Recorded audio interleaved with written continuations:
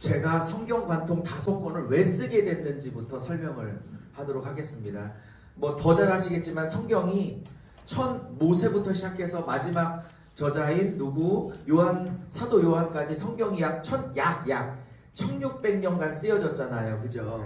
동원된 저자만 해도 몇 명, 한 40여 명이 동원됐죠. 뭐 히브리서는 누가 썼는지 모르니까, 사사기도 누가 썼는지 모르고, 어쨌든 이렇게 40명 혹은 이상이 동원이 돼서 성경이 쓰여졌어요. 이 40명은 각자 다른 시대에 살고 있었고 서로 모르는 사람들이 한두 권씩 사명을 받아 한 권씩 성경을 써서 정경 캐논 66권이 된 것이죠. 근데 신기한 건 1600년간 서로 다른 40명이 각자의 성령의 감동을 받아 썼는데, 이게 40개 주제가 있어야 되는 게 맞잖아요. 각자 다르게 썼으니까. 근데 이게 한 주제, 원 타픽이 원 스토리라고 하죠. 원 스토리 혹은 원 타픽, 한 이야기가 흘러오고 있다는 거예요. 한 가지 주제가 흘러오고 있다는 거, 원 테마가. 그러면 그게 뭔가는 이따 얘기할지라도 40명이 서로 모르는 사람끼리 각자 각 시대에 썼는데 어떻게 40주제가 아니라 한 주제 원 스토리가 이어져 오냐라는 거죠. 제 결론은 그거예요. 40명 안에 어떤 한 분이 당신이 쓰고 싶은 당신의 이야기를 써 내려가신 것이다 라는 결론을 제가 내리게 된 거죠.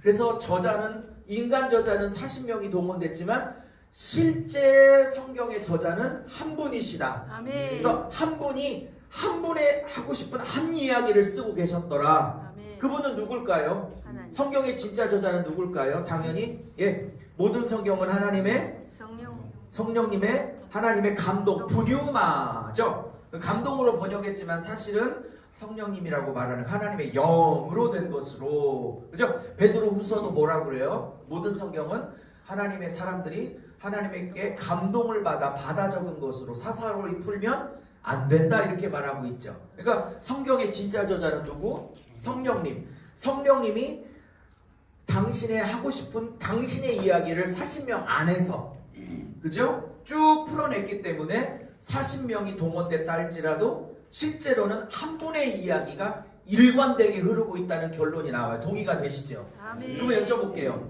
창세기부터 이 계시록까지 성령님이 일관되게 흐트러지지 않고 일관되게 쭉 쓰고 계신 이 성경 전체를 뚫을 수 있는 그 줄기는 뭘까요? 그 맥은 뭘까요? 어떤 분은 예수님이라고 얘기해. 당연히 정답, 100% 정답. 또 어떤 분은 구원 혹은 뭐 구속, 어떤 분은 막 사랑 뭐 이런 얘기도 하대. 근데 제가 봤을 때 다 정답이죠. 예수님의 구원, 그리고 예수님의 사랑, 아들 내어주신 하나님의 사랑, 다 정답인데 이 모든, 앞으로 더 많이 쓸 수도 있겠죠?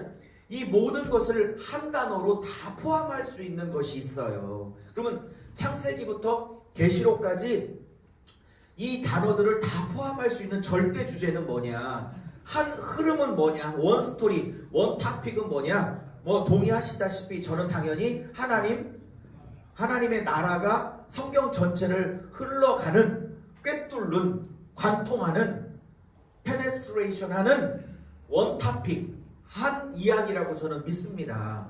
이거는 뭐 저는 초교파로 가르치고 있지만 우리 교단뿐만 아니라 다른 교단 교수나 혹은 목사님들도 성경의 절대 주제는 하나님의 나라라는 것은 뭐 기본적으로 다 동의를 하시더라고요. 창세기부터 계시록까지 하나님의 나라가 성경 전체를 뚫어가는 원 타픽이다라는 걸 알 수 있죠. 그럼 아까 우리 목사님께서 말씀하신 예수, 아까 연결해봐요. 예수, 구속 뭐 이런 거 나왔잖아요. 그 다음에 하나님 나라 이렇게 나왔잖아요.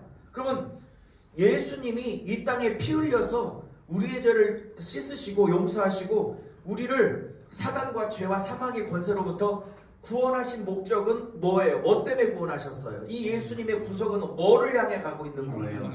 하나님 나라를 향해 가고 있는 거죠. 그죠? 그 다음에 아까 어떤 분이 사랑 그러셨는데, 그럼 사랑은 뭐예요? 하나님 나라의 핵심 통치 원리가 뭐예요?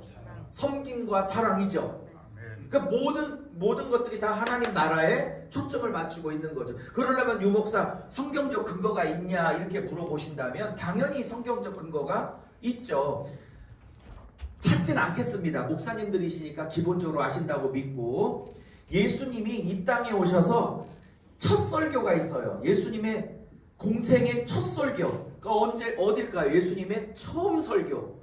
30세까지는 아들로, 목수의 아들로 사셨고 30세부터는 이제 공생애를 시작하셨는데, 공생의 첫 설교는 마가복음 1장 14절 15절이에요. 이게 예수님의 첫 설교예요. 학자들은 뭐 말붙이기를 좋아하는 분들이니까 예수님의 왕의 취임 설교다, 이렇게 이제 말을 붙이는 구절이에요.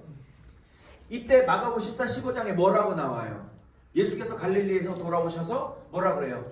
하나님 나라, 그죠? 하나님 나라를 가르쳤다 이렇게 나와요. 그러면서 뭐라 그래요? 하나님 나라 가까이 왔으니 너희들은 회개하고 복음을 믿으라 이렇게 맞아. 회개하고 복음을 믿으라. 그 이유는 왜냐하면 하나님 나라가 가까이 왔기 때문에. 그러면 예수님의 첫 설교도 주제가 뭐였다? 예수님의 첫 설교의 주제 하나님의 나라였죠.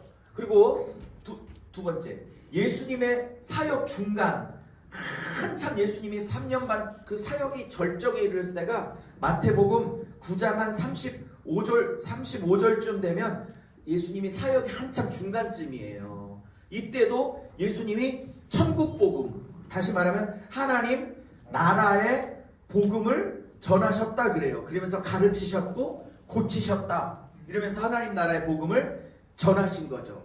예수님의 첫 설교도 주제가 하나님의 나라, 예수님의 사역 절정도 하나님의 나라. 그 다음에 예수님이 바로 승천하셨어요. 40일 말씀 사경에 하고 승천하셨어요.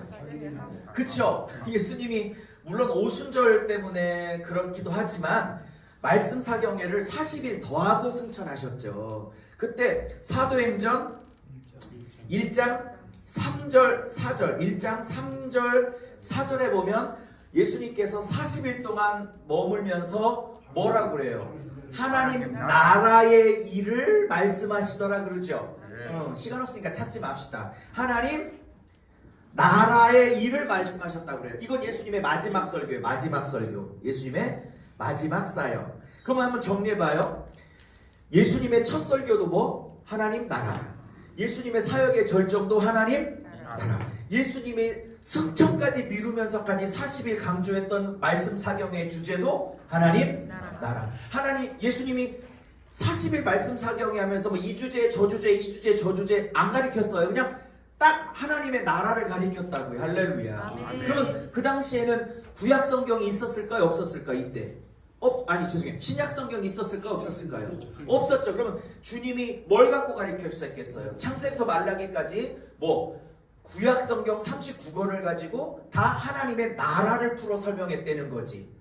그러겠죠, 논리적으로. 그죠? 그럼 구약도 당연히 주제가 하나님의 나라이죠. 그러면 예수님의 사역을 이어받은 사도들은 예수님처럼 하나님의 나라를 가리켰을까요? 아니면 지복음을 가리켰을까요? 이러면 점검을 한번 해봐야 될 필요가 있어요. 그러면 그냥 다 바울을 한번 보죠. 사도행전 28장 30절, 31절에 보면 바울 얘기가 나오죠. 예. 바울이 로마 감옥에 갇혀 있으면서, 그죠? 예. 그래서 뭐라고 나와요? 그가 셋집에 있으면서, 그죠? 그가 이제 물론 조금 자유로운 감옥이지만 어쨌든 간에 집을 하나 렌트해서 피의자 신분으로서 투옥이 되어 있었죠. 예. 셋집에 있으면서 2년 동안, 이태 동안 뭐라 그래요? 오는 사람들에게 뭐를 가리켰다고 나와요? 사도행전 28장 30절 30절에 뭐를 가리켰대요? 하나님의 나라와 거기다 또 하나 더 나와.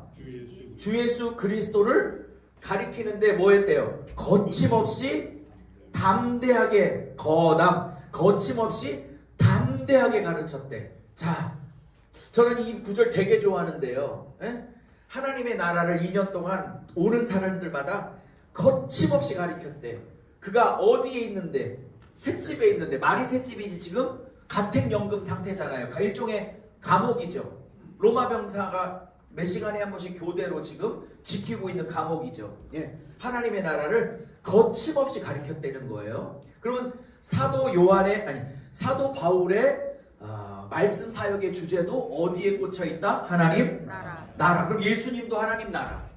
예수님의 사역을 이어받은 제자 사도들도 하나님 나라. 나라. 그러면 우리도 하나님의 나라. 나라를 가리켜야겠지. 아멘. 그러면서 마태복음 6장 33절에 너희들은 그의 나라 하나님의 나라와 하나님의 의를 구하라. 그러면 이 모든 것을 너희에게 더하여 주리라. 아멘. 제가 이걸 깨닫고 저 개척하면서 저의 교회 이름을 뭘로 줬다고요? 나라. 그의 나라, 그 나라 교회.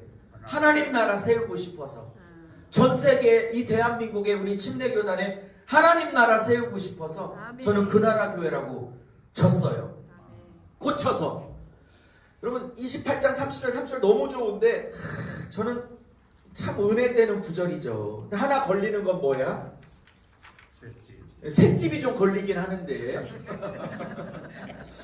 이 셋집은 좀 마음에 안 드는 단어지만 거침없이 담대하게 하나님 나라를 가르쳤대. 여러분 우리의 현실이 셋집일 수도 있어요. 저는 아직 17년 했지만 상가교회를 못 벗어나고 있고 지금 36평짜리 교회를 지금 하고 있는데 우리의 현실이 뭐 셋집일 수도 있고 지하교회일 수도 있고 아까 오전에 강의한 것처럼 개척한 지 8개월 만에 그냥 경매가 넘어가지고 그냥 4천만 원을 홀라당 잊어버릴 수도 있고 내 현실이 셋집일 수도 있어요. 그죠? 내 목회 현실이.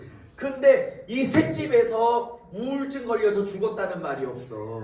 이 셋집에서 한 맺혀 죽었다는 말이 없어. 이 셋집에서 불며 질질 짜고 있다는 표현도 없어. 이 셋집에서 자격지심 때문에 피해의식 때문에 실패의식 때문에 입을 뒤집어 쓰고 누워있다 이런 표현이 없어요. 이 셋집이라는 현실 속에서도 어떻게 했대요?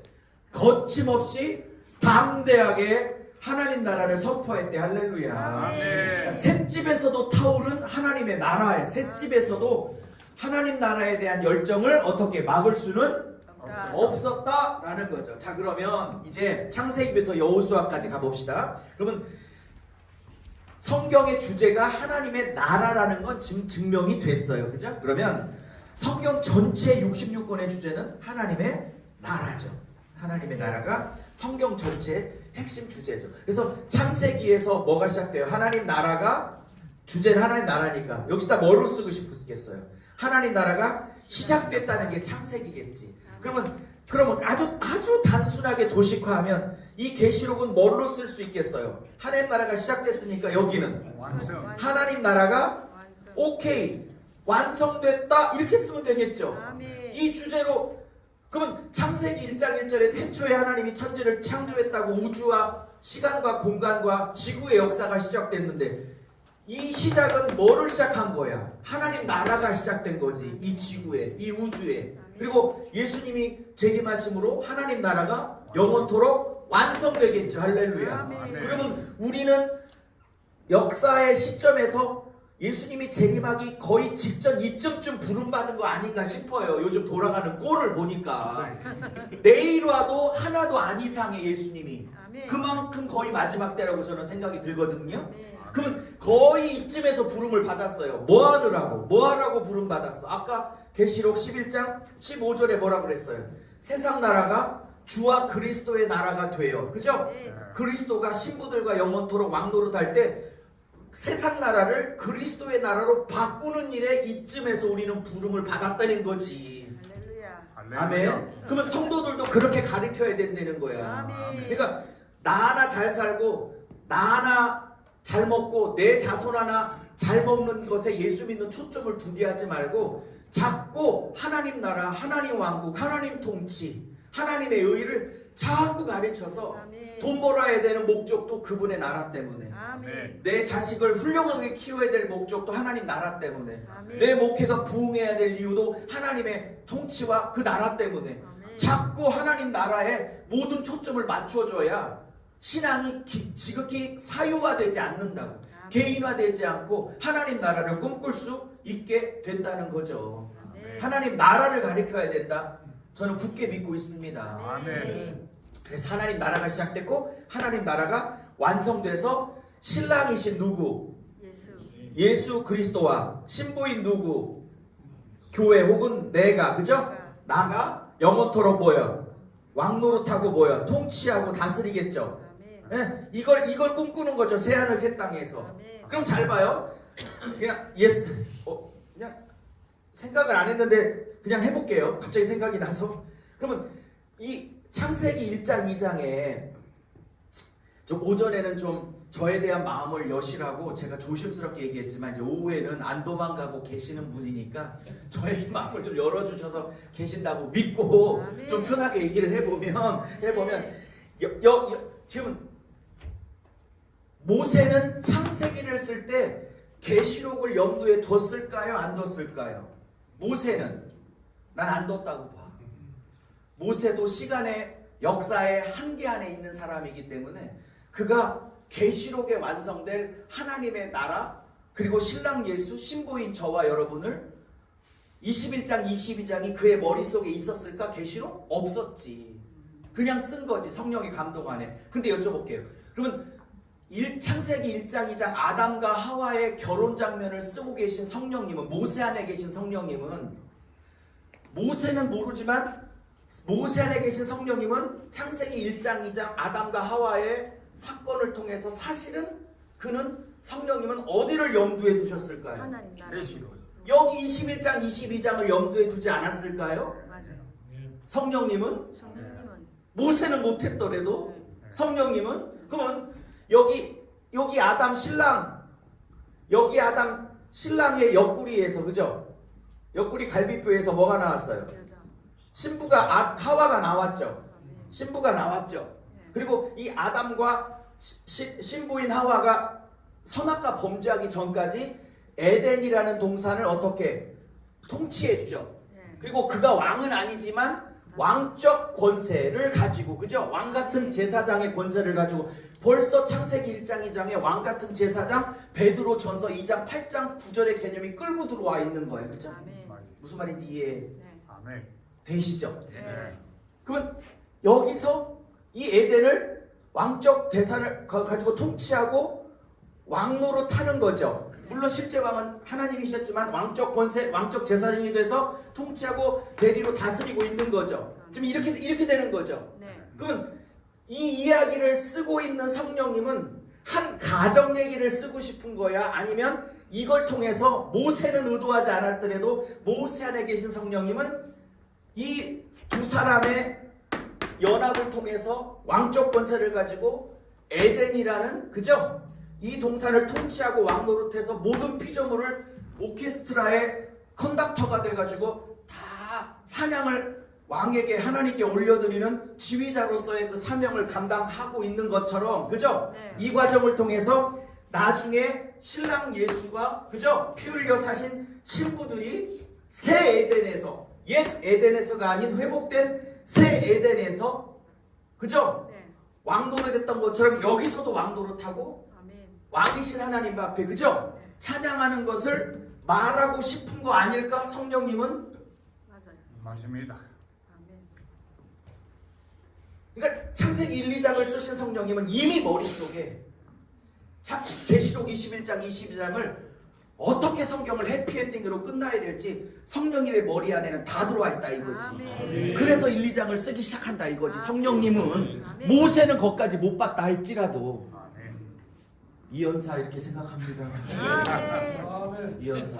할렐루야. 그래서 원스토리라고 한 이야기라고 아멘. 한 성령에서 시공간을 초월하잖아. 아멘. 결국 창세기에서 계시록에서 새 예루살렘에서 신랑과 신부 예수와 신부인 구원받은 성도가 영원토록 왕노릇 새 에덴에서 왕노릇 한다는 그 목적을 가지고 그 목표를 가지고 그걸 샘플로 보여주는 창세기 1, 2장의 에덴에서의 아담과 하와의 왕적 통치를 미리 맛보기로 보여. 21장 22장 계시록에서 어떻게 역사를 해피엔딩으로 마무리하려고 하는지를 그리고 있지 않냐 이거죠. 맞아요. 모세는 몰랐을지라도 네. 성령은 이걸 꿈꿨다 이거지. 아멘. 아멘.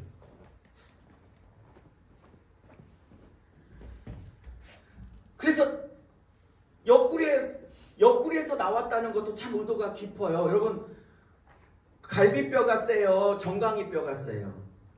정강이. 그쵸? 근데 갈비뼈로 만들었어요. 그죠? 옆구리에서 나왔어 신부가. 네. 뭐 이 얘기는 동의 안 해도 돼요. 아, 유 목사 너무 조금 과한데 그러면 그냥 잊어버리시고요. 혹시 은혜가 되시면 받으시고 이제 그건 선배님들이 알아서 하셔요.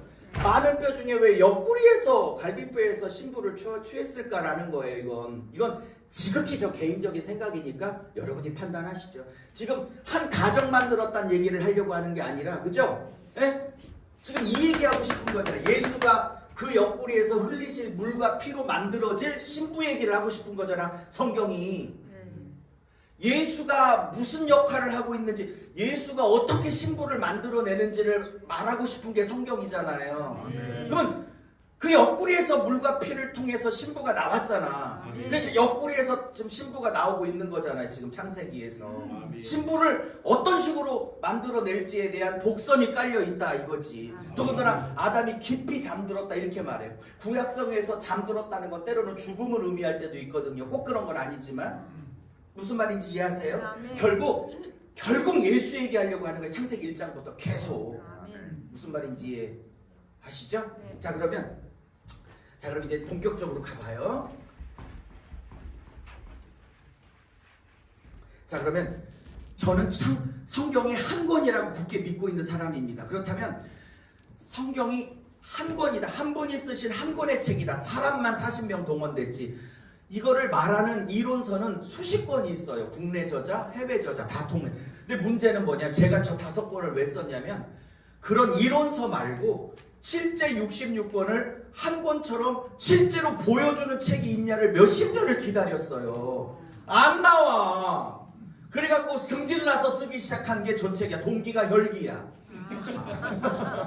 승질나서 쓰기 시작한 책이 저 책이야. 잘 썼든 못 썼든 실제로 증명을 한 거예요. 왜 한 권인지, 왜 이렇게 보면 한 권일 수밖에 없구나. 그 중에 6권만 딱 한 30분 강의하도록 하겠습니다. 짧게 강의할게요. 이거 길게 강의면 2시간도 넘는데 그냥 짧게 해볼게요. 자, 여러분 성경의 주제는 뭐다? 하나님 나라. 네. 이제 여러분 이제 졸릴 시간이 되고 이제 입신할 시간이 되셔가지고 좀 대답을 좀 크게 해주세요. 본인들을 위해서. 졸리지 않게.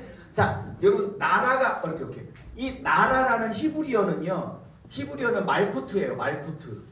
히브리어는 말쿠트고 헬라어로는 이게 아시지만 바실레이아입니다. 말쿠트, 바실레아는 다 똑같아요. 히브리어나 헬라어나. 이게 장소의 개념이 없어요. 없다라기보단 거의 드물어요. 즉 죽어서 가는 장소가 천국이 아니고 바실레이아 하나님 나라라는 것은 뭐냐면 하나님이 바실레이아 통치하신다, 다스리신다, 왕노릇하신다 이런 개념이에요. 바실레이아란 개념은.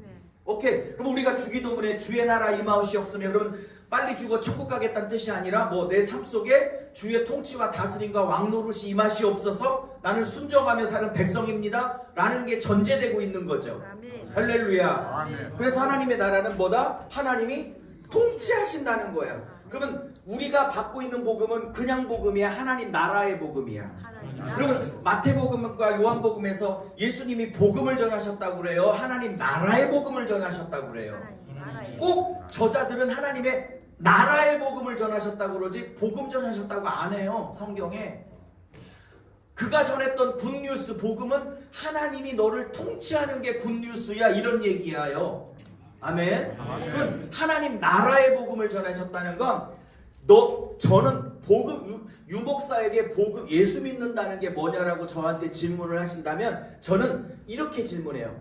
가짜 왕인 나를 보좌에서 내리고 X치고 십자가에 못 박고 진짜 왕이신 누구? 예수 진짜 왕이신 예수로 왕을 교체하는 걸 복음이다. 저는 이렇게 정의하고 싶어요. 이 복음을 전해야 되는 거라고. 이게 하나님 나라의 복음이라고.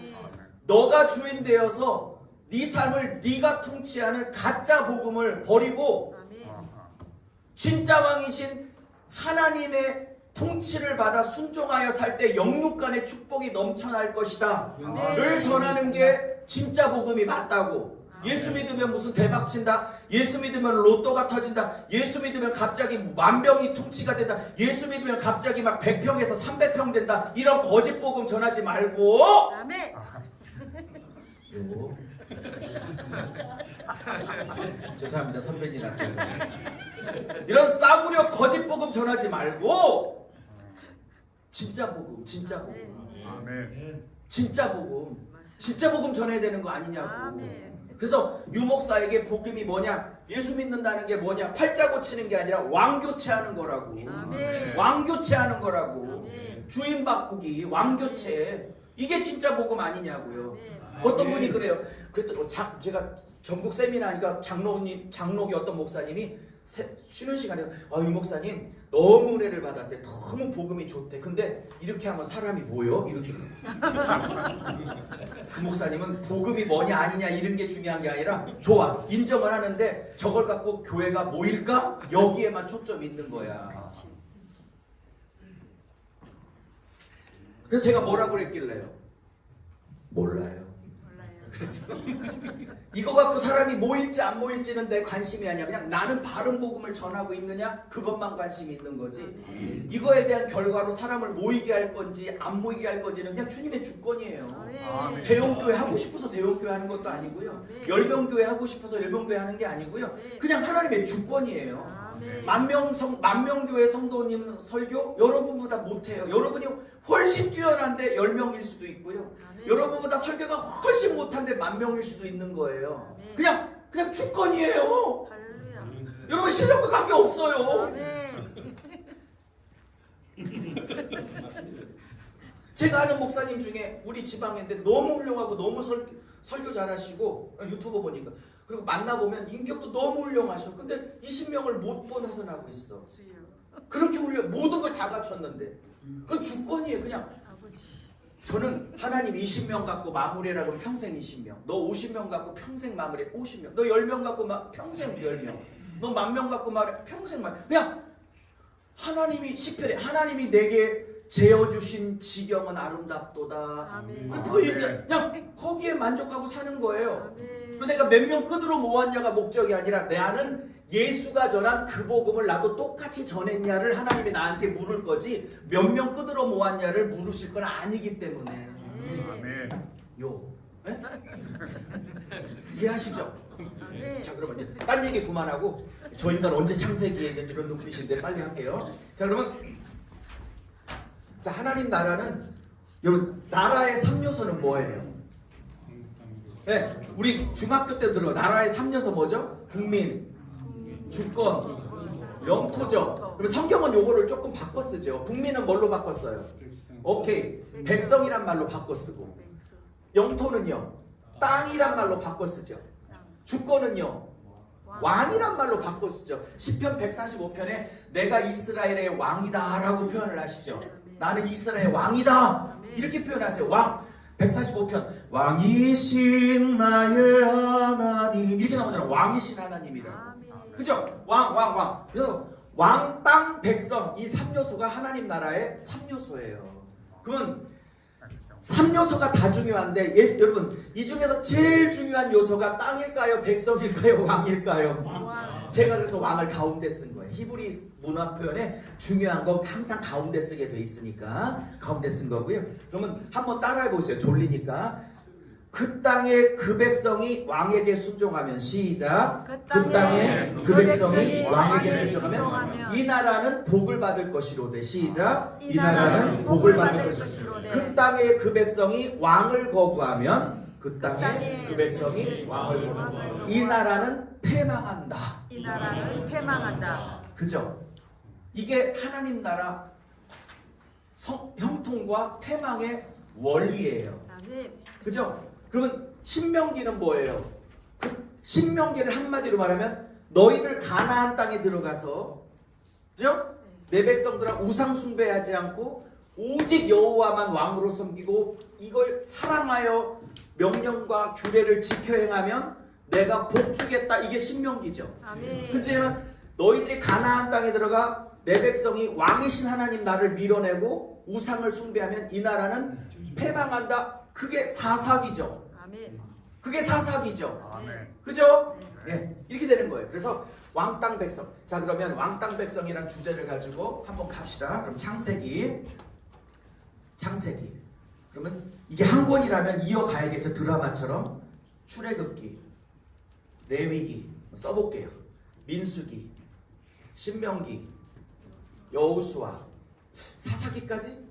그래, 한번 써보는 데까지. 자, 그러면 자, 주제는 뭐다? 하나님의 나라. 여기도 하나님의 나라. 다 하나님의 나라일 거예요, 주제는. 그렇지만 밑에다가 쓸 내용이 바뀌겠죠, 이제 제가. 하나님의 나라. 여기도 하나님의 나라. 여기도 하나님의 나라. 이렇게 되겠죠, 여호수아까지. 그러면 창세기는 좀 러프하게, 좀 거칠게 제목을 잡는다면 이게 저 생각이니까요. 제 책에 이렇게 썼어요. 창세기 제목을, 타이틀을 잡는다면 저 같으면 하나님 나라가 뭐 했다? 시작. 오케이, 하나님 나라가 시작됐다. 그러니까 창세기 1장 태초에 하나님이 천지를 창조하셨다라는 거는 아담과 하와가 살 땅을 만들어 주었다, 이런 작은 의미가 아니고요. 내가 우주 만물에, 특별히 이 지구에 나의 나라를 세우노라라는 하나님 나라 세움 선언이라고요. 아멘. 하나님 나라 세움 선언. 할렐루야. 아멘. 여러분을 통해서 개척을 시작했다는 건 여러분을 통해서 그 지역, 그 동네, 그 도시에 나는 나의 나라를 내 종을 통해서 세워갈 거다라는 하나님의 선언이라고. 아멘. 그래서 여러분 하나 먹고 사는 걸 확보하려고 개척을 시작한 게 아니라 여러분을 통해서 하나님 나라를 세우려고 하나님이 여러분을 개척을 시키셨다, 이 말입니다. 아멘. 크든 적든 간에. 자, 그러면 하나님 나라가 시작됐어요. 자, 근데 여기에 하나님 나라의 통치 원리가 있어요. 하나님 나라의 통치 원리. 하나님 나라의 통치 원리가 있는데 뭐냐면, 하나님은 육을 갖고 계시지 않기 때문에, 영으로 계시기 때문에 당신을 대리할 뭐가 필요하겠어요? 사람. 네, 대리 통치자가 필요하겠죠. 네, 대리 통치자. 이제 신학자들은 이렇게 보통 얘기해요. 대리 통치자. 저는 개인적으로 그냥 고린도전서에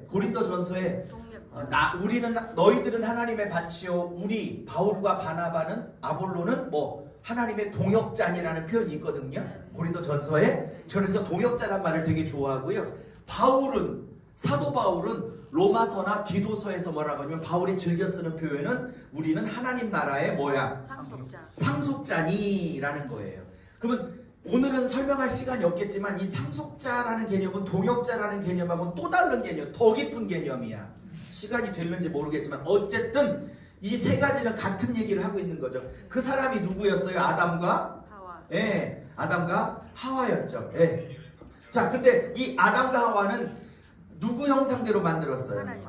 예, 하나님의 형상대로 만들었어요. 이게 1번 특징이야. 두 번째는 하나님의 호흡, 하나님의 영을 불어넣으셨죠. 네. 이게 다른 짐승과 피조물과 다른 특징이죠. 그러면 이 두 가지 특징인데, 하나님의 형상대로 만들었다는 것은 뭘 의미하냐면, 이건 두 가지 의미가 있어요. 첫째, 하나님의 형상대로 만들었다는 건 하나님을 닮게 만들었다는 뜻이잖아요. 그건 하나님 닮게 만들었다는 건 첫째, 하나님과의 사귐이 첫 번째 목적이에요. 하나님을 닮게 만든 건 하나님과 교제하고 하나님과 사귀자는 게 1번 목적이야.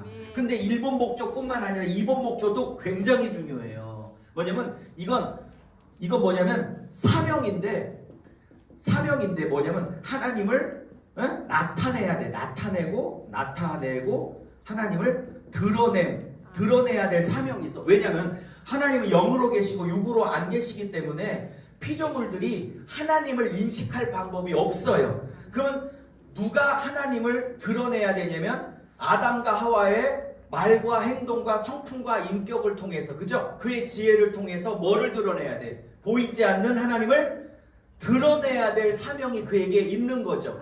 그래서 하나님의 형상대로 만든 거죠. 그러면 우리가 예수 믿고 하나님의 형상을 회복해야 될 이유는 뭐예요? 첫째, 하나님과 사귀어야 되려고. 두 번째는 뭐겠어요? 이 세상에 보이지 않는 하나님을, 보이지 않는 예수를 누군가는 보여주고 드러내고 나타내야 될 사명이 있기 때문에 하나님 형상, 예수의 형상을 회복해야 되고 회복해 가고 있는 거죠. 그리고 재림하시면 완전히 회복할 것이고. 할렐루야. 그러면 이걸 딱 보는 순간 요한복음 1장 18절이 생각이 얼른 나셔야 돼요. 요한복음 1장 18절에 뭐라 그래요? 하나님을 본 적이 있대 없대 사람들이요? 없대. 근데 뭐래요? 하나님을 본 사람이 없으되 그 품속에서 독생하신 하나님, 즉 예수 그리스도가 하나님을 나타내셨느니라 그러죠. 아멘. 그 예수님이 이 땅에 오신 목적은 뭐? 요한복음으로 따지면 보이지 않는 하나님을 그의 말과 인격과 성품과 행동을 통해서 나타내고 드러내는 것으로서의 기독론인 거지, 요한복음은. 아멘. 이해하셨죠? 네. 그러면 벌써 요한복음과 창세기는 맞물려 있는 거지, 내용이. 이해하셨죠? 아멘. 자, 그러면 자, 이 얘기를 뭐 깊게 하려고 하는 건 아니고, 자, 지울게요. 근데 하나님의 영을 또 부어넣으셨어. 그러면 보이지 않는 하나님을 나타내고 드러내는 것이 아담 하와 자체의 능력으로 된다는 뜻이야? 아니면 하나님의 영으로만 가능하다는 뜻이야? 하나님의 영으로. 그래서 하나님의 영을 집어넣었다고 보는 거예요. 아멘. 로마서처럼. 지금 로마서 개념도 들어와 있는 거거든요, 여기에. 아멘. 예? 자, 그러면서 근데 문제는 선악과 사건이 발생했어요. 뭐 선악과 사건은 이미 다 아시는 대로 뭐겠어요? 인간의 뭐되기 욕망, 인간의 왕되기 욕망이 드러낸 사건이 선악과 사건이겠죠, 그죠? 네. 넘어갈게요. 네. 그러면 아이고, 지워야겠다. 그러면 인간이 하나님을 밀어내고 왕이 됐기 때문에, 그죠? 하나님을 밀어내고 인간 아담과 하와가 왕 되려고 했던 거잖아요. 맞아요. 아니, 과일 먹고 싶어서 따먹은 게 아니라 뱀이 먹으면 하나님 왕처럼 된다고 그러니까 너 하나님 되고 싶어 그래서 따먹은 거잖아요. 맞아요. 그럼 또 먹은 거야, 따 처먹은 거예요. 그건. 처먹은 거라고 보는 거죠. 어쨌든 그래서 왕되기 욕망 때문에 타락을 했어. 그래서 하나님 나라가 이제 중요한 개념이요. 하나님 나라가 무너졌어요. 근데 여기다가 이 말을 꼭 써야 돼. 뭐 하나님 나라가 영원히 무너져서 잠시 일시적으로 무너졌어. 그래서 일시적. contemporarily 일시적으로 무너졌어요. 일시적으로 무너졌어요. 근데 여러분, 하나님은 무너진 하나님의 나라를 포기해요? 반드시 재건해요. 반드시 제가 하나님은 포기하지 않으시죠. 않아요. 그러니까 아멘. 뭐 물론 적용이지만 여러분, 저도 이제 목사고 여러분도 목사님이시고 사모님이신데 내가 나를 생각해도 목사와 사모 같지 않을 때가 많아요, 없어요? 많아요. 목사님, 사모님이라고 불러줘서 그렇지 내가 봐도 사모 같지 않을 때가 많죠. 아멘. 확 때려치고 싶을 때 있어요, 없어요? 아멘. 저도 있어. 누구가 뭐라고 해서가 아니라 내가 너무 목사 같지가 않아서 포기하고 싶을 때가 있어. 아멘. 근데 여쭤볼게요. 하나님은 내가 포기하고 싶더라도 나를 포기해요, 포기 안 해요? 포기 안 해요. 포기 안 해요. 내가 아무리 내가 보기에도 웃기는 짬뽕 같고 부족하고 연약하고 나 같은 게 무슨 목사야 사모야, 그래도 하나님은 나를 포기하지 않으신다. 않는다. 할렐루야. 아멘. 아멘. 그래서 하나님은 하나님 나라를 절대 포기하지 않고 뭐 하려고 그래? 항상 재건하려고 하겠죠, 그죠? 아멘. 하나님 나라를 재건하려고 그래요. 근데 하나님은 원칙이 있어. 통치 원리가 뭐예요? 직접 다스려요? 동역자, 상속자, 대리 통치자를 불러. 항상 대리 통치자, 동역자, 상속자를 부르시죠. 아멘. 그러니까 그 부른 사람이 누구예요? 노아, 그죠? 아브라함, 또 이삭, 야곱, 요셉, 뭐 유다, 이런 사람들 불렀죠, 그죠? 아멘. 이런 사람들이 그 시대의 하나님 나라의 동역자들이죠. 아멘. 근데 여쭤볼게요. 이 사람들이 자격이 있어서 남달라서 불렀을까요? 아니면 남다르지 않고 평범하고 어쩌면 남들보다도 더 못한 사람인데 하나님의 은혜로 불렀을까요? 하나님 은혜로. 하나님의 은혜로 부른 거지, 남달라서 남보다 뛰어나서 남보다 대단해서 목사 사모로 부른 게 아니에요. 아멘. 남만큼 못났니까 어쩌면 남보다 못하기 때문에 더 부른지도 모르겠어요. 그러니까 가끔 이렇게 돌아다니다 보면 아브라함은 너무 대단해, 이삭은 너무 대단해, 야곱은 너무 대단해, 요셉 너무 대단해, 노아 방주 다 준행하였더라 4번 나오거든요. 너무 대단해. 이러니까 하나님이 불렀지, 이런 개념을 갖고 계신 분들이 계신데 성경은 1도 그런 개념이 없어요. 그가 남달리 대단하기 때문에 불렀다라는 개념이 성경에는 없어. 그는 남보다 못했거나 부족했거나 부를 수 없는 사람인데 하나님의 은혜로 불러서 하나님만 영광을 받으시겠다, 이게 성경이에요. 아멘. 한 번도 사람을 안 높여, 성경은. 오직 예수 그리스도, 오직 하나님 한 분만 높이지. 아멘. 무슨 말인지 이해하시겠습니까? 절대 사람을 높이는 게 성경이 아니에요. 아멘. 여러분, 노아 대단해 보이지만, 노아 방주에서 나오고 난 다음에 술 드셨어요? 안 드셨어요? 술 먹은 게 나쁜 게 아니야. 포도주가 물이 없었으니까 포도주를 먹었는데 그때 취했어요? 안 취했어요? 취했죠. 근데 취하니까 하체를 벗었더라고 나오죠. 네? 얼큰하게 취하니까 벗었잖아요. 그럼 목사 되기 전에 이렇게 한 잔씩 했을 때 생각해 보세요. 옛날 생각. 술 먹으면 더워 안 더워? 더워. 그래서 벗게 되죠. 그래서 어떤 분들은 노아가 하체를 벗었더라 이렇게 나올 때 이 벗었더라가 히브리어로 갈라인데 더워서 벗었다고 본인 주장을 자꾸 얘기하는 분들이 계신데 이 더워서 벗은 게 아니라 이 갈라라는 히브리어는 언제 쓰이냐면 레위기나 신명기에 들어가면 언제 쓰냐면 야 너 장모님 하체 벗기지 마. 너 고모 하체 벗기지 마. 너 며느리 하체 벗기지 마. 근친상간을 금지할 때 성적인 금지를 얘기할 때 근친상간의 범죄를 금할 때 쓰는 단어가 주로 갈라야. 그래서 구약학자들은 이 단어가 갈라라는 단어를 썼다는 걸 주목해서 단순히 더워서 벗은 게 아니고 갈라라는 다른 용례를 봤을 때 다 성적인 금지 용어거든. 그걸 착안을 해서 구약학자들은 지금 영적으로 승리했잖아. 노아 홍수에서 잘 순종해서 승리했잖아요. 그리고 이제 나왔잖아요. 이제 영적으로 좀 해이해졌겠지? 그러면서 갈라라는 동사를 이걸 단순히 더운 게 아니라 뭐라고 보냐면 구약자들은 노아의 죄성의 어떤 폭발 내지 발현, 숨겨진 욕망의 발현 이렇게 보는 거예요. 무슨 말인지 이해하셨어요? 노아 그랬죠? 여러분 아브람 대단해요? 아니요, 아내 2번 팔아먹었죠. 아니 성경에 아내 팔아먹고 돈 땡긴 인간이 이분이야. 제가 그래서 평신도 부흥회 가면 남편 때문에 이혼을 할까 말까 할 때 아브람 이틀만 묵상하면 이혼 접는다고 그랬어. 아무리 내 남편이 속색이고 뭐 집 안 들어오고 어쩌고 저쩌고 해도 나를 팔아먹어서 돈을 땡겨본 적은 없잖아 내 남편은. 아브람은 지금 몇 번이나 그래. 어떤 분은 실수래. 아니 12장은 실수라고 그러자고요. 예수 믿은 지 얼마 안 됐다고 치자고요. 하나님 믿은 지 얼마 안 된 초신자지만 저 20장에 한 번 더 팔아먹죠. 그러면 그때는 한 50년쯤 지난 때거든. 몇십 년이 지난 때야. 12장은 초신자 시절지만 20장은 몇십 년 지난 한참 지난 성숙한 때라고. 똑같은 일을 하는 걸 보면 이건 아브라함의 실수 사건이야. 아브라함의 본질이 어떤 분인가를 말하는 사건이야. 놈이라고 보냈네. 아브라함의 본질이 어떤가를 말하려고 하는 사건이죠. 그죠? 근데 20장 여러분 성경이 얼마나 재밌는지요. 20장에 아브라함의 본색이 나왔어. 지 살겠다고 아내를 팔아먹은 사건이야. 쉽게 말하면. 그리고 여기에 이삭이 탄생을 해. 이게 성경의 원리야.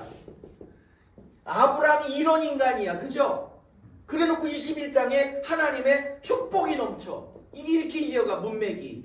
그럼 뭘 의미하는 거야? 20장, 21장. 이 장의 맥은 뭘 의미하고 있는 거야?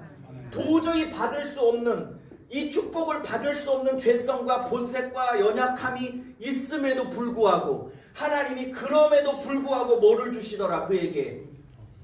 복을 주시더라. 이런 맥으로 이어가는 거예요. 이런 복을 받자 22장에 이삭을 드리는 헌신의 사건으로 이렇게 나오는 거지. 나 같은 죄인을 나같이 말도 안 되는 죄인에게 이런 축복을 주신 하나님을 경험하자 그가 자신을 내어드리는 이삭을 내어드리는 맥으로 쫙 이어가고 있잖아. 장맥이. 지금은 권맥을 하고 있지만 자 그러면 야곱은요. 여러분 야곱은요. 제가 창세기만 조금 자세하고 나머지는 그냥 넘어갈게요. 아브라함은요. 아내 이삭은요. 이삭은 아버지랑 똑 닮아서 또 그랬죠. 그럼 야곱은요. 약복강 사건 아시죠? 약복강. 네? 약복강이 이렇게 있으면 자기 혼자 남았죠. 에서는 여기 있어. 에서는 군대 400명을 데리고 자기를 죽이겠다고 와. 그리고 자기는 혼자 약복강에서 이렇게 혼자 남아있고 나머지 처자식은 전부 다 에서 앞으로 보내버리죠. 그리고 자기 혼자 남아있죠. 약복강에서. 그러면 처자식이 에서의 칼날에 죽으면 자기는 혼자 튀려고 남아있는 거죠. 그죠? 너무 나쁜 놈이죠. 그게 아니고 기도하려고 나면. 그러니까 우리 선배 목사님은 기본적으로 거룩한 분이야. 야곱을 저렇게 평가절하하는 걸 못 견뎌. 어떻게든 야곱, 저는 생각이 달라요. 내가 아무리 봐도 기도하려고 남아있는 게 아니라 여차하면 튀려고 남아있는 거거든요. 제가 봤을 때는. 그런데 하나님이 여기서 씨름을 걸어오시죠. 뭐 다 아는 얘기니까. 그래서 여기서 환도포가 부러지죠. 밤새껏 이 천사랑 혹은 하나님이랑 싸우죠. 어떤 분이 그래요. 지금부터 하는 얘기는 동의하다라는 게 아니라 유 목사는 저렇게 보는구나 정도만 이해하시면 돼요. 동의해달라는 게 아니라 대부분의 목사님과 교수님들 주석에는 밤새껏 하나님하고 씨름했다는 걸 주로 어떻게 설교하냐면 밤새껏 하나님과 기도의 몸부림을 쳤다. 그래서 밤새껏 기도로 몸부림치면 하나님이 축복하시더라. 은혜가 돼 안 돼? 되죠. 틀렸다는 게 아니라 나는 동의하지 않지만 보통 그렇게 풀더라고. 나는 되게 불만인데 이 본문이 지금 밤새껏 기도하면서 축복을 구하느라고 새벽에 환도뼈가 부러진 거야. 천사가 이 질긴 자아를, 이 질긴 욕망을, 이 질긴 야곱의 못된 자아를 부수려고 또 부수려고 해도 안 부서지니까 할 수 없이 환도뼈를 쳐가지고 그를 부술 사건이야. 아멘. 그러니까 철야 기도하면 복 본다, 철야 기도하면 하나님이 축복한다라는 기도 본문이 아니면 천사가 환도뼈를 치지 않으면 안 될 만큼 질기고 질긴 자아 때문에 하나님이 밤새껏 그를 부셨다는 그 부숨의 사건이야. 저 사건이. 주여. 아멘. 이연사 후자라고 생각해요. 이거를 왜 기도 본문으로 푸는지. 물론 그런 뜻이 없다는 게 아니고요. 물론 그런 의미가 없다는 게 아니고, 하지만 저는 후자가 더 가깝다고 생각해요. 후자가 훨씬 더. 왜 밤새껏 싸웠어요? 왜? 말로 안 되니까. 말로 안 돼. 그러니까 환도뼈를 칠 수밖에 없어. 그의 못된 자를 처음부터 치려고 하지 않았어요. 안 꺾여. 환도뼈를 쳐야 꺾이는 자라고. 무슨 말인지 이해하셨어요? 아멘. 저와 여러분에게 왜 그런 고난이 있어? 말로 안 꺾일 자거든. 그러니까 하나님이 이런 고난 저런 고난을 통해서 나의 그 못된 질긴 야곱적 자아를 하나님이 부셔버린 사건이, 환도뼈가 꺾어지는 사건이 한두 번씩은 있으셨을걸요? 주여. 지금 몇 분 보세요. 굉장히 낮아지고 겸손해 보이죠? 어? 주여. 1번 원래 겸손한 DNA를 타고났다. 2번 원래 지랄 같았는데 하나님이 고난이라는 환도뼈를 쳐서가지고 이만큼 낮아졌다. 아멘. 저는 2번이라고 생각해요. 아멘. 이건 제 경우예요. 어떤 누구도 고난이 없이 낮아지는 법이 없어요. 아멘. 그러면 어쨌든 간에 밤새껏 씨름해서 이 천사, 제가 봤던 주석 중에 정말 쓰레기 주석이 하나 있는데, 이때 야곱에게 싸움을 걸어왔던 천사 있죠. 그게 뭐 하나님일 수도 있고 천사일 수도 있지만, 이 야곱에게 싸움을 걸어왔던 이 천사를 이 약복강을 다스리는 지역 귀신이다, 이렇게 본 주석도 봤어. 그걸 쓰레기 주석. 난 돈 한 번 주는 줄 알았는데 사놓고. 그래서 환도뼈가 부러진 다음에 뭘로 바꿔요, 이름을요? 이스라엘로 바꾸죠. 근데 저는 조금 성경을 사랑하는 입장에서 조금 아쉬운 게 뭐냐면, 이거를 이렇게 번역했어. 주어를 엘로 보고 하나님이, 그죠? 죄송해요. 주어를 야곱으로 보고 1번은 야곱이 하나님을 이겼다, 이렇게 풀었죠, 우리 성경은. 맞죠? 예. 근데 이게 이 본문을 아무리 봐도, 여러분, 야곱이 하나님을 이겨버린 사건이야. 하나님이 야곱을 환도뼈를 쳐서 평생 꺾이지 않는 그 자아를 드디어 꺾고, 아멘. 하나님이 야곱을 통치하고 다스리는 하나님이 이기신 사건이에요. 아멘. 몇 번이라고 생각하세요? 당연히 2번이지. 저게 어떻게 야곱이 이긴 사건이, 하나님이 이긴 사건이지. 아멘. 하나님이 사람에게 지는 법이 어디 있어? 아멘. 하나님이 이기신 사건이지. 하나님 항상 이긴 자인데. 아멘. 그죠? 그래서 최근의 주석은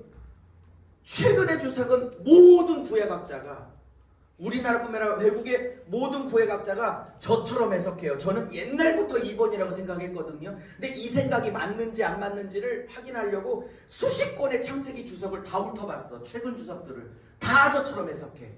저는 이렇게 옛날부터 생각했어요. 이거는 야곱이 하나님을 이겨버린 사건이 아니라 하나님이 야곱의 한도뼈를 쳐서, 즉 야곱의 질기고 질긴 자아를 쳐서 드디어 하나님이 야곱을 통치하고 다스리고 이겨버리신 사건이에요. 아멘. 그러면 하나님이 야곱을 이기셨다, 이기신 사건, 최근 주석은 다 이렇게 100% 이렇게 풀고 있습니다. 무슨 말인지 이해하셨어요? 네? 그러면 증명할게요.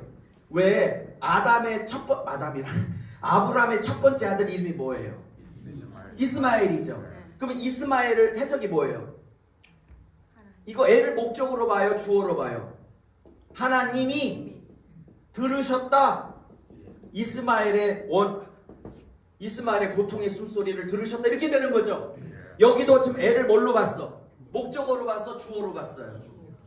주어로 봤죠. 하나님이 들으셨다는 뜻이잖아, 이스마엘이. 오케이? 그럼 이스라엘도 이걸 주어로 봐야지, 하나님이. 그리고 이스라엘은 사라에서 나왔거든. 사라, 정복하다라는 단어거든. 사라가 정복하라는 단어거든요. 그럼 하나님을 야곱이 정복했다는 게 아니라 이스마엘처럼 하나님이 들으셨다는 것처럼 하나님이 정복했다, 야곱을 한도뼈를 치심으로 그의 질긴 자아를 꺾어서.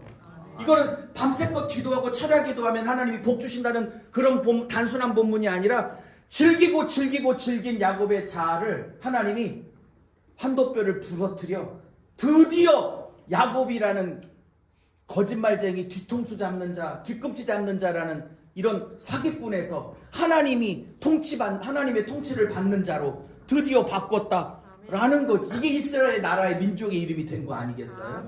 무슨 말인지 이해하셨어요? 네. 이건 유목사 얘기를 받을지 안 받을지는 이제 여러분이 결정하시면 돼요. 저는 이렇게 본다, 이 말입니다. 그래서 어쨌든 제가 하고 싶은 얘기는 뭐냐, 이거예요. 노아도 성적인 욕망을, 아브라함도 이삭도 아내 팔아먹고, 야곱도 처자식 지 혼자 살겠다고. 요셉은 그러면 완전했나요? 형님들 하는 그 이 짓거리들을 다 고자질했죠. 그러니까 제가 말하고 싶은 건, 성경이 말하고 싶은 건, 이분들 노아, 아브라함, 이삭, 야곱, 요셉, 심지어 모세까지. 그럼 모세는 대단했어요? 아니면 사람 쳐 죽이는 살인자였어? 지금 성경에서 말하는 모든 사람들은 남달라서가 아니라 남보다 부족한 자들을 오히려 불러서 하나님이 영광을 받으시고 하나님이 들어 쓰셨더라 라는 겁니다. 그럼 하나만 더 얘기하면, 여러분 사사기 시대 때 사사기에 보면은 두 번째 사사가 누구예요? 에훗이죠. 네, 두 번째 사사가 에훗이에요. 그거 왼손잡이죠. 왼손잡이야. 그래서 그 에글론 왕을 다 죽여버리죠. 칼로 찔려서 죽여버려. 기름이 막 왕창 묻어있죠, 그 칼에. 근데 여러분 보세요. 성경은 일관되게 사람을 높이잖아요. 오직 하나님 한 분만 높여.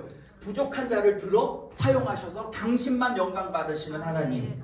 그 얘기를 하는데, 에훗이 너무 좋은 예화야. 에훗은 왼손잡이였다, 이렇게 번역해, 우리나라 성경은. 근데 히브리어 원문을 보면 왼손잡이란 말이 없어요. 왼손잡이란 말이 없어. 히브리 원문은 어떻게 나와 있냐면, 오른손을 쓰지 못하는 장애인이었다, 이렇게 나와. 오른손을 쓰지 못했다, 이렇게 나와. 오른손에 문제가 있었다, 이렇게 나와. 그러면 저 여쭤볼게요. 성경 저자가 왼손잡이라고 하지 않고 오른손을 쓰지 못하는, 오른손에 문제가 있는 자였다라고 했으면 번역도 그렇게 해주는 게 맞아. 그죠? 그거를 의역해서 왼손잡이지 뭐 그렇게 번역할 문제가 아니라고, 성경의 의도가 그게 아닌데. 그러면 보세요. 그러면 왼손잡이란 말은 성경에 없어. 오른손을 못 썼단 얘기지. 그러면 보세요. 히브리 사람들에게 오른쪽은 무슨 쪽이냐면 영광의 자리야. 영광과 능력과 존귀의 자리야. 여쭤볼게요. 예수님이 부활하시고 승천해서 하나님 보좌 어디에 앉으셨대요? 오른쪽. 그럼 왜 왼쪽에 안 앉고 오른쪽에 앉았을까? 오른쪽을 좋아해서요? 아니죠. 왜 히브리 문화의 오른쪽은 뭐야? 영광의 자리, 존귀의 자리, 능력의 자리야. 오른쪽이 무슨 말인지 알아요? 이사야서에 나의 의로운 왼손으로 구원하리라 그래. 오른손으로 구원하리라 그래. 능력의 손, 존귀의 손으로 구원하겠다는 거예요. 네. 그러면 야곱의 마지막 막내 아들 베냐민이 오른손의 아들이죠. 그럼 너 오른손 써라는 뜻이야? 아니요. 너 왼손 쓰지 말고 오른손만 써 이런 얘기해? 아니요. 무슨 얘기야? 너 오른손의 아들이라는 거는 너는 영광의 아들이 되라, 존귀한 아들이 되라, 능력의 아들이 되라는 뜻이에요. 히브리 문화의 오른쪽은. 무슨 말인지 이해하셨어요? 네. 근데 지금 사사기에 에웃이 오른손을 못 쓰더라고. 왼손잡이란 말이 없어. 그러면 성경이 말하고 싶은 건 뭐야? 저 두 번째 사사 에웃은 에그론이라는 민족으로부터 이 나라를, 히브리 민족을 구원할 수 있는 능력의 사람도 아니고 존귀한 사람도 아니고 영광의 사람도 아니다. 아닌데 하나님이 들어서 쓰신다. 그렇게 할 수 없는 사람을 들어서 아멘 좀 해봐줘. 아멘. 들어서 하나님이 사용하시더라. 아멘. 그 얘기를 하고 싶으면 성경이요. 근데 그거를 왼손잡이로 번역을 의역을 해버리면 어떡하냐고. 못 들었어요. 뭐라고요? 자파도 쓰시는 하나님. 할 말 없다가. 그와 자파가 나오고. 제가 10년 전국과 전 세계를 다녔는데 처음 듣는 거예요. 아이고. 이렇게 제가 말하고 아니 성경이 말하고 싶은 건 대단해서 쓴 게 아니고 오른손을 쓰지 못하는 자리마저도 하나님이 들어 사용하셔서 아멘. 민족을 구원하시고 아멘. 그리고 그 영광은 당신 혼자 받으시더라. 아멘. 당신의 영광을 이사야서 당신의 영광을 우상과 사람에게 나누지 않아. 아멘. 절대로 나누지 않아. 아멘. 오직 당신 한 분만 영광을 아멘. 받으시죠. 저는 이런 성경 해석을 예수님이 너무 기뻐할 거라고 저는 확신합니다. 할렐루야. 그분만 높이려고 하는데 안 기뻐하시겠어. 아멘. 이만큼도 사람에게 영광을 1도 안 줄 거야. 1도 안 줄 거야. 1도. 오직 하나님 한 분에게. 아멘. 이제 신학이에요. 그러면 출애굽기 이제 이렇게까지 자세하게 안 할게요. 그럼 출애굽기의 제목은 뭘로 얘기할 수 있을까요? 창세기는 하나님 나라가 시작됐다. 근데 여기 이제 여차저차해서 이제 애굽으로 들어가죠. 애굽으로 처음에 들어갈 때 노예로 들어간 건 아니었죠. 국무총리가 있었으니까, 요셉이 있었으니까. 근데 시간이 지나고 요셉을 모르는 새로운 바로 왕이 나타나서 이제 노예를 삼기 시작하죠. 그러면서 몇 년을 살아요? 400년간. 아브라함에게 4대가 지나면 다시 가나안 땅으로 올라오리라고 약속을 했기 때문에 그 400년 동안 민족을 만드시는 거죠. 처음에 들어갈 때 몇 명이 들어가? 출애굽기 1장에 보면 70명이 들어가는데 나중에 400년 후에 나올 때는 20세 남자만 몇 명? 60만 명. 처자식 따지면 한 300만 정도 되겠죠. 그러면 뭘로 들어갔어요? 한 가문이 들어갔는데 나올 때는 뭘로 나왔어? 나라. 한 민족이 나왔죠. 나라가 나왔죠. 네. 그러면 이 본문은 이스라엘 여자의 생산력이 대단하다라는 말을 하고 싶은 본문이야? 아니면 4대 만에 다시 이 땅으로 올 때는 민족이 돼서 나올 거라는 아브라함에게 하셨던 아브라함 언약을 400년 만에 신실하게 지키시고 계시는 하나님이다, 이 얘기를 하고 싶은 거예요. 그죠? 약속을 신실하게 지키시는 능력의 하나님을 말하려고 그런 거지, 이스라엘 여자의 생산력이 좋았다는 걸 말하려고 한 게 아니지요. 그죠? 네. 그러면 가문이 들어갔다가 민족으로 나왔어요. 그죠? 근데 바로가 위협을 당하니까 핍박을 시작해요. 여러분 여쭤볼게요. 바로가 핍박을 시작하지 않았으면 나올 생각을 했을까? 그냥 눌러 놓을 생각을 했을까요? 근데 핍박을 통해서 나오고 싶어서 막 부르짖죠. 그죠? 그러면 바로의 핍박도 누가 쓰시는 거예요? 하나님. 내보내려고 핍박을 쓰시는 거예요 지금. 할렐루야. 내보내려고. 여기서 민족 만들어 놓으면 여기 여호수아에서 가나안 땅을 정복할 하나님의 나라 군대가 되려고 지금 핍박을 사용하셔서 이렇게 집어넣으려고 지금 시작하시는 거야. 아멘. 그러니까 출애굽기에 지금 뭐가 보여? 여호수아를 염두하고 계시는구나가 보이는 거지. 성령님이 아멘. 출애굽기를 쓰고 계신 하나님은, 성령님은 모세 안에서 어디를 염두하고 계셔? 지금 이미 하나님 이 나라. 핍박을 통해서 어디를 염두하고 계셔? 여기 가나안 땅을 염두에 계신다고. 그죠? 네. 출애굽은 출애굽은 이 가나안 때문에 존재하는 거야. 아멘. 애굽을 나온 이유는 가나안을 들어가려고 나온 거지, 나오는 것 자체가 목적이 아니야. 예수 믿고 구원받은 것은 그 자체가 목적이 아니라 하나님 나라로 들어가려고 하는 것이 목적이어야 하는 것처럼 말입니다. 아멘. 이해하셨죠? 그럼 바로의 핍박을 통해서 뭐 열재앙, 그다음에 마지막 재앙 장자재앙을 통해서 뭐가 나와요? 어린 양의 뭐 피. 어린 양의 피, 예수 그리스도의 피. 그다음에 어디로 가요? 홍해바다. 그죠? 네. 홍해 건너죠. 여러분 해볼게요.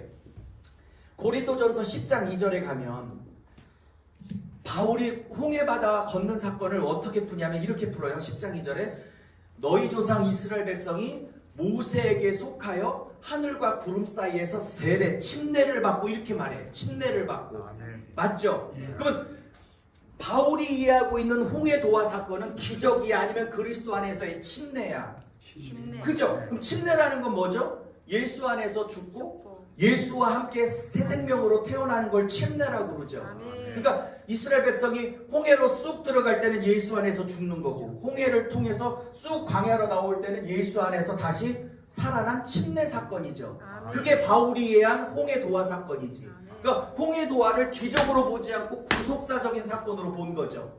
그리고 10장 3절에는 뭐라고 나와요? 광야에서 너희들은 신령한 만나를 먹었으니. 근데 그 예수란 얘기야. 그 다음에 신령한 반석에서 물을 마셨는데 그 신령한 반석은 곧 그리스도라, 이렇게 풀죠. 아멘. 그러면 출애굽기 사건에 나오는 홍해도화 사건, 만나 내린 사건, 반석에서 물 터진 사건, 이 모든 사건은 다 누구를 얘기하는 거다?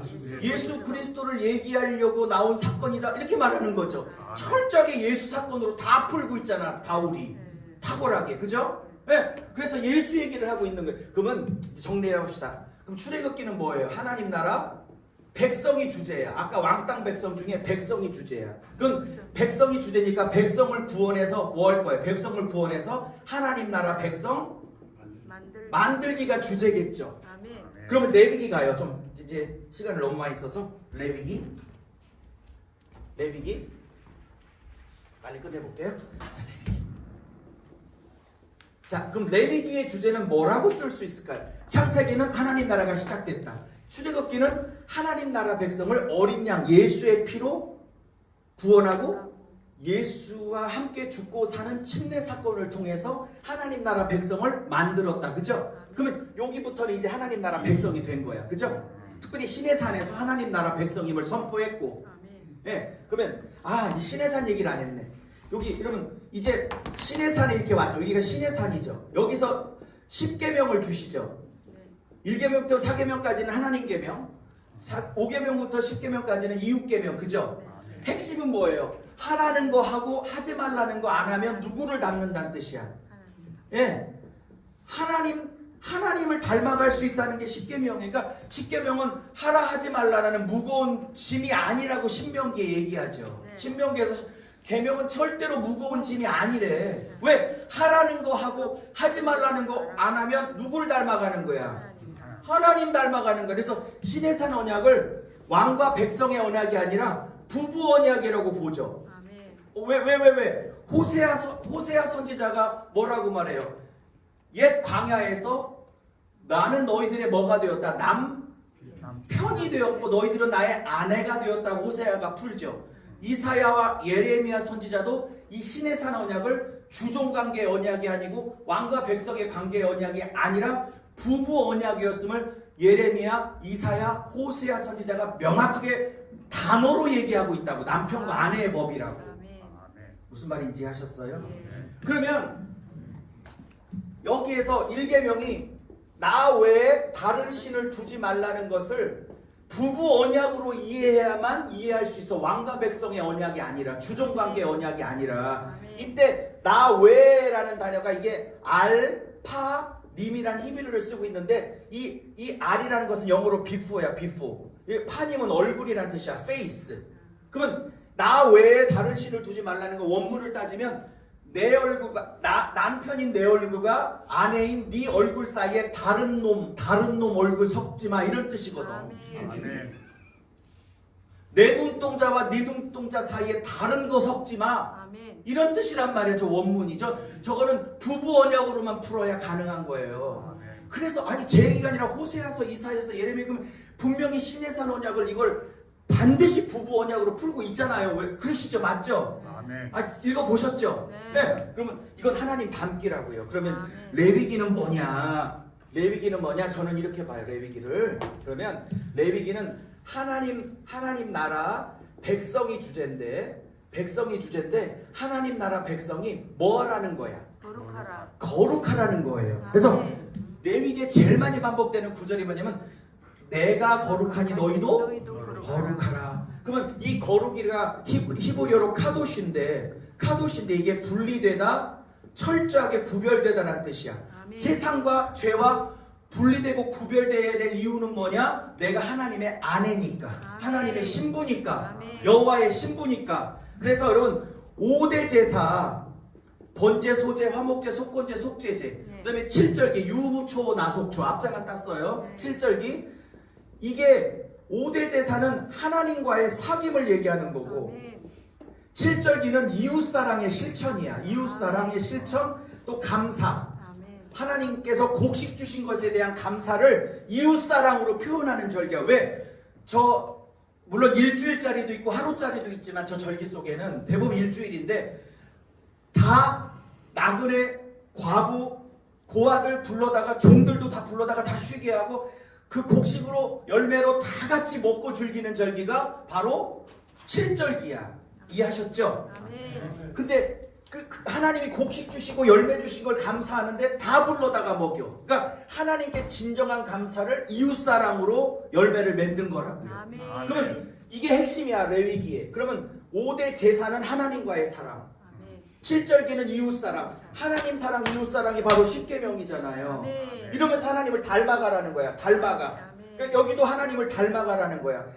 결국 로마서 8장 29절에 32절까지 결국 너희들을 예정하시고 선택하신 이유는 뭐래요? 마다들의 형상을 본받게 하려 하기 위함이 딱 나오죠. 아멘. 로마서에서 말하는 구원의 진짜 목적은 세계 선교예요? 아니에요. 로마서에서 말하는 구속의 목적은 뭐 큰 교회 부흥, 만명짜리 성전 건축 아니라니까. 로마서에서 말하는 구원의 진짜 목적은 마다들의 형상을 회복하는 거라고. 아멘. 그죠? 네.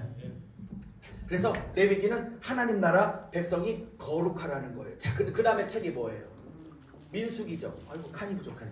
민수기죠. 여러분 민수기는 뭐라고 제목을 정할 수 있냐면 하나님 나라 백성의 광야 훈련이라고 할 수 있어요. 광야 연단, 광야 훈련 38년간 훈련 받죠. 여러분 여쭤볼게요. 자, 창세기는 하나님 나라가 시작됐어요. 좀 쉬셔야 되는데 좀 쉴게요. 하나님 나라가 시작됐어요. 출애굽기는 하나님 나라 백성을 예수의 피로 구원하고 예수의 백성으로 만들었어요. 그죠? 레위기는 만들어진 하나님 나라 백성에게 거룩하여 분리되고 구별되어 나를 닮아라 그랬어요. 그죠? 네. 그러면 그 다음에 민수기야. 즉 성경의 순서에도 의도가 있고 성경의 구조에도 의도가 있고 성경의 순서는 아무렇게나 짜진 게 아니고 잘 짜여진 드라마처럼 각본대로 흘러가고 있다는 걸 증명하고 싶은 거예요. 제가 아멘. 66번이. 아멘. 그래서 민수기가 이 네 번째 책으로 와 있어요. 여쭤볼게요, 여러분. 레위기에서 만들어진 백성이 출애굽기에서 만들어진 하나님의 자녀들에게 백성 신부에게 거룩해 나 닮아 아멘. 그렇게 했어. 그러면 하나님을 닮으라고 얘기했어. 네. 나를 닮고 거룩하라고 그랬으면 여쭤볼게요. 어제 닮으라고 밤에 그랬으면 오늘 아침에 깨어나면 바로 닮아 있어요? 아니요. 어제 저녁에 네 남편 부족해도 사랑해. 그게 거룩이죠. 아멘. 그게 닮으란 뜻이죠. 그러면 어제 네 남편 부족해도 사랑하고 좀 품어. 그랬어. 그러면 오늘 아침에 딱 깨서 남편을 침대 옆에서 보는 순간 막 사랑이 일어나. 오늘 보니까 더 신경질 나. 더 신경질 나지. 그러면 민수기에서 광야 훈련을 통해서 내가 낮아지고 다듬어지고 아멘. 십자가에 못 박고 아멘. 옛 자아가 십자가에 없어지고 하는 민수기 광야가 없으면 이 레위기에서 요구했던 거룩이 나와 안 나와요? 나와요. 안 나오죠. 그러니까 성경의 책이 네 번째 책이 거룩하고 닮으라고 했는데 그게 안 나오니까 광야에서 그것을 연습시키는 민수기가 네 번째 책으로 정경학적 순서에 다시 정경학적 맥락, 이걸 정경학이라고 그래. 정경학. 그러니까 캐논 66권이 막 아무렇게나 순서가 짜여져 있는 게 아니라 성경의 순서에도 정경적 메시지에 면밀한 흐름과 신학적 의도가 있다는 걸 추구하는 걸 정경학이라고 그래요. 무슨 말인지 이해하셨죠? 정경학적 맥락에 레위기가 반드시, 아니 레위기 다음에 민수기가 반드시 와야 될 이유는 하나님께서 요구하시는 거룩과 하나님 닮기가 하루아침에 되는 게 아니라 민수기를 거쳐야만, 광야를 거쳐야만, 연단을 거쳐야만, 아멘. 훈련을 거쳐야만 아멘. 한다는 걸 보여주려고 민수기가 네 번째 책으로 정경학적 맥락에 나올 수밖에 없는 거라고. 아멘. 무슨 말인지 이해하셨어요? 아멘. 이 광야에서 뭐가 죽어요? 옛 자가 X 쳐지는 거죠. 아멘. 그리고 누구만 의지해? 이 광야에서 하나님만 의지하고 의지하고 순종하는 연습을 해. 그죠? 아멘. 그죠? 그러고 난 다음에 그러고 여호수아를 집어넣으려고 하는 거예요. 아멘. 그러니까 최종 목적은 여호수아야. 아멘. 그렇지만 민수기를 거쳐야 돼. 아멘. 여호수아는 뭐예요? 적과 꿀이 흐르는 땅이에요. 그죠? 네. 여기에다가 하나님의 나라를 건설해야 돼. 그죠? 아멘. 그러면 민수기를 안 거치면 이걸 출 수가 없어. 여쭤볼게요.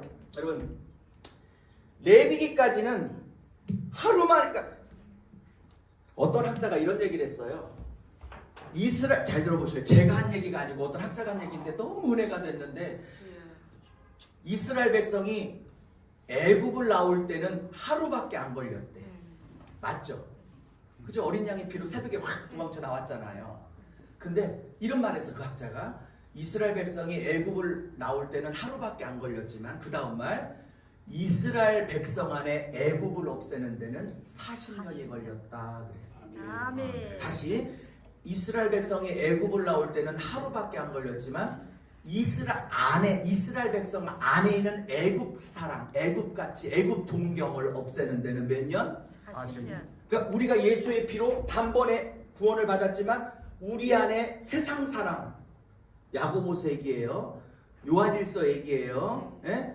우리 안에 있는 세상 사랑을 없애는 건 어떻게 평생 걸린다라는 거지. 이걸 굳이 말하면 성화라고 말할 수 있겠죠. 아멘. 그렇죠? 그래서 우리 교단은 아니지만 제가 좋아하는 장로교회 합동신학교 합신 측의 박영선 교수님, 박영선 남포교회 박영선 목사님은 이걸 어떻게 풀었냐면 출애굽기와 레위기는 뭐의 구원이냐면 우리의 신분이 바뀌는 구원이야. 신분이 마귀 새끼에서 예수님 자녀로 바뀌는 신분의 변화야. 아멘. 그러면 민수기부터는 신분의 변화일까? 내용과 수준과 격의 변화일까? 그죠? 우리의 속의 내용과 수준과 격의 변화라고. 아멘. 출애굽기 레위기가 신분의 변화라면 그건 제 얘기가 아니라 박영선 목사님, 박영선 교수님의 설명이고. 자, 이제 마무리해봐요. 그러면 이제 뭐 남았어요? 여기 신명기 남았죠. 그 다음에 여호수아죠. 예. 그러면 여러분 신명기는 모세가 모압 평지에서 가나안 땅을 못 들어갈 걸 주님께 명령을 받고 유언 설교를 몇 번 해요? 유언 설교 3번 하죠. 1장부터 4장까지가 첫 번째 유언, 5장부터 26장까지가 두 번째 설교, 27장부터 34장까지가 세 번째예요. 그래서 3번의 유언 설교를 묶어놓은 게 신명기잖아요. 그죠? 그러면 여기서는 3개월 동안 모압 평지에 머물러 있어요. 그래서 핵심은 이거야. 신명기를 딱 한마디로 말하면 하나님께 순종하면 가나안 땅에서 복을 영육간에 그냥 쏟아부어 줄 거라는 거고. 나가도 복, 들어가도 복, 방주에 복, 이게 나오잖아, 그죠? 네. 그다음에 만약에 가나안 땅에 들어가 내 말을 불순종하고 우상 숭배, 바알 숭배하면 너에게 뭐가 임할 것이다? 저주가 임한다. 저주, 화가 임할 것이다. 이게 핵심이죠. 네. 근데 순종할 때 그냥 순종하래, 사랑하여 순종하래. 사랑하여. 예, 신명기 들어가면요 반드시 순종하라는 말 앞에 사랑하여 순종하고 사랑하여 지키고 사랑하여 행하고 계속 사랑이란 말이 따라붙어서 그 다음에 순종하라고 그래요. 아멘. 무슨 말인지 아셨어요? 그러니까 주님이 하나님이 진정으로 원하는 건 어거지로 하는 순종이 아니고 뭐 자원하는 거. 남편이 너무 사랑스러워서 예수가 너무 좋아서 그러니까 억지로 하는 목회도 뭐 안 하는 것보다는 하나님 귀하게 보시겠지만 예수가 너무 좋아서 하는 목회 있죠. 아멘. 예수가 너무 좋아서 사랑하는 거 있죠. 아멘. 그런 사랑을 원한다. 그래서 기계적으로 따라붙어 단 한 번도 사랑이란 단어 없이 지켜란 말이 없어. 신명기에 사랑하여 지키고 사랑하여 지키고 아멘. 사랑하여 지키고 아멘. 사랑하여 지키고 아멘. 아멘. 결국 사랑 싸움이라고. 사랑 싸움. 아멘. 그러면 복 받을. 그러면서 너희는 행복자라. 31장에 너희같이 여호와의 구원을 경험한 민족이 있느냐. 31장 같은데 행복자라 막 이렇게 얘기해요. 막 그러면서 들여보내. 자 이제 끝났어요. 여기에 땅을 정복해요. 여러분 정복할 때 여쭤볼게요. 군사력으로 정복해요. 하나님께 순종해서 정복해요. 하나님께 순종해서 그죠? 합니다. 한 번도 군사력으로 정복한 적이 없어. 아멘. 아무리 강해도 순종하면 하나님이 박살내서 전리품 주셨고. 아멘. 여리고성 얘기예요. 아멘. 아무리 적군이 약해서 만만하게 보고 하나님 의지하지 않고 내 힘으로 하면 박살이 났고. 아멘. 아이성 얘기예요. 그죠? 아멘. 아멘. 그건 이 성패는 전쟁의 성패는 뭐에 달렸어요? 군사력에 달렸어. 하나님을 사랑하고 의지하는 거에 달렸어. 사랑과 하나님. 그쵸? 의지하는 거에 달려 있죠. 그래서 여기서 하나님 나라를 건설한 거예요. 그래서 아멘. 적과 꿀이 흐르는 땅을 취한 거예요. 아멘. 이 적과 꿀이 흐르는 땅을 주기 위해서 민수기를 겪어내려는 거예요. 아멘. 민수기가 겪어져야 여호수아를 들어가지. 아멘. 민수기 안 겪고 여호수아가 나오는 법이 정경의 순서상 없어. 아멘. 레위기 다음에 여호수아가 안 나오는 이유는 레위기 민수기 거쳐서 여호수아를 들어가지. 민수기 없는 인생은 여호수아 인생이 없다는 거예요. 정경의 아멘. 순서상. 아멘. 정경의 순서, 정경의 맥락도 다 영적인 인생의 의미, 신학적 의미 다 의미를 가지고 간다고. 아멘. 이렇게 지금 화이트보드가 저겨밖에 안 돼갖고 6번밖에 못 풀었지. 만약에 이게 한 10m, 20m 되면 창세기부터 계시록까지 저렇게 핵심 단어만 뚫어가지고 쫙 하면 완전히 한 권임을 증명할 수 있어요. 아멘. 그게 쓴 책이고. 무슨 말인지 하셨어요? 네. 지금 6번밖에 못하는 걸 감사하게. 아멘. 왜냐? 끝내야 되니까. 자 그러면 마무리할게요. 여기 신명기는 하나님 나라가 주제인데 하나님 나라의 왕이 누구냐를 설명하는 거예요. 하나님 나라의 왕이 누구냐? 너희냐? 아니면 나 하나님이냐? 하나님. 하나님이다. 아멘. 그러면 보세요. 여러분 민수기는 채우는 쪽일까요? 아니면 내 옛 자아와 죄성을 빼는 쪽일까요? 빼는 줄. 그러면 여기는 제가 뺨이라고 써볼게요. 네. 뺨. 네. 민수기는 뺨이죠. 예. 나를 빼는 쪽이죠. 아멘. 그러면 신명기는 빼는 쪽일까요? 하나님 말씀으로 채우고 무장하는 쪽일까요? 채우고 무장하는 그렇죠. 줄. 논리적으로 그렇죠. 여기는 무장하는 쪽이야. 성령의 검으로 무장해. 아멘. 그러면 빼는 건 뺨이 목적이에요. 채우려고 그러는 거예요. 채울. 민수기는 빼고 내 옛자아를, 나의 혈기를, 나의 자존심을, 나의 자아를 다 빼고 오직 하나님의 말씀으로 무장해. 그러면 말씀으로 무장한다는 건 성령의 검을 들었죠. 아멘. 그러면 성령의 검을 들었으면 아니 검은 칼은 왜 필요한가요? 그 다음 책이 전쟁을 의미하고 있는 거지. 검이 들렸으니까 그 다음 책은 싸워야 하는 내용이 나와야 되는 거예요. 여호수아가. 그래서 아멘. 이해 가시죠? 아멘. 아멘. 지금 단순하게 6권을 단순하게 배웠는데 여러분 보시니까 6권이 완전히 파편적으로 그냥 떨어져 있었던 것 같아요. 조밀 저자의 의도, 성령님의 의도와 같이 하나씩 정확하게 의도를 가지고 연결되어 있어 보이세요. 예, 그대로 가지고 연결되어 있습니다. 근데 저기 화이트보드가 앞서가지고 사사기, 룻기, 사무엘, 상하, 열왕기, 상하를 못하겠어. 그러면 쫙 가면 정확하게 정경적 맥락으로 하나로 다 원스토리로 가게 돼서 66권이 전체가 다 아멘. 요.